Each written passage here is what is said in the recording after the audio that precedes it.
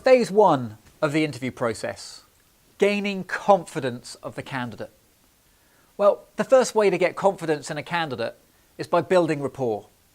And so it's important that the first part of your interview is really just getting to know the candidate better. It's really important that you sit down and you set an agenda for the candidate.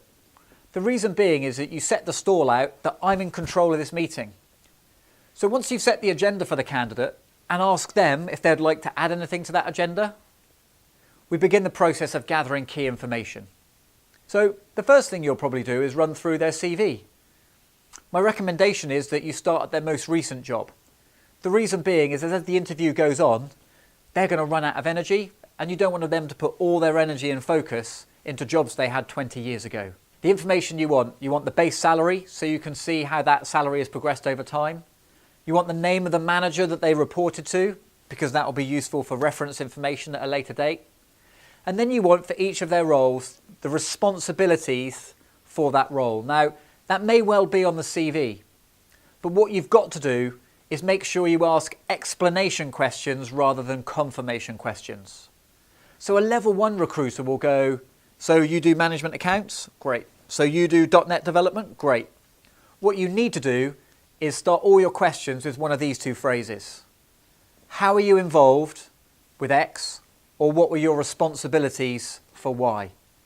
And a big open question will not only get the candidate to explain their technical discipline, but it will allow them to explain the context of how they work in an organisation. You also, for each role, want to get 1 or 2 achievements. Now, depending upon the skill set or the discipline of that candidate, will indicate how easy that is to do it. Some candidates aren't natural salespeople, finance people, maybe IT people. So you're going to have to work to help them understand what an achievement might be and the importance of making sure there's numbers, percentages, values in those achievements that allow you to really promote that candidate effectively. What your most important thing in phase 1 is you're going to go through their compensation. And so when we talk about compensation, this ultimately is one of the key drivers of people looking for a role, but also deciding whether they are going to take a role. So compensation needs to go into a lot of detail. Too many recruiters fall back on the reliance of what's your package. Also, you've got to bear in mind that when talking about compensation, most candidates will never lie to you. However, if you don't ask the right question, you won't necessarily get the right answer. So when it comes to base salary, ask them when their last review was. Because what you're trying to determine is, are they going to get a pay rise halfway through the recruitment process? Ask when you talk about pension and the candidate says that it's a matching scheme, and if I put 5 in, the company puts 5 in. Make sure you ask them what percentage they put in. When it comes to bonus and candidates say, well, I get 20%, ask them what percentage they got last year. Is that dependent upon personal performance or company performance? All these things are really important to know because it's these little details that will actually make the difference at the end of the day.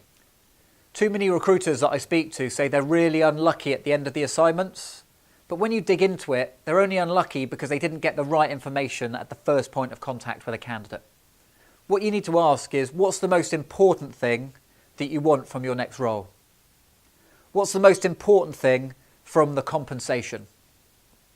Because what you'll find is some candidates are motivated by base salary, some are motivated by bonus, some are motivated by pension. Don't judge everybody by your own standards, where you may well be more motivated by bonus than necessarily the base salary. At the end of this first phase, you should not only have a background of all the candidates' jobs over the last 5 years with their responsibilities and achievements, you should have a detailed breakdown of their compensation, but also a good understanding of what they want from their next role.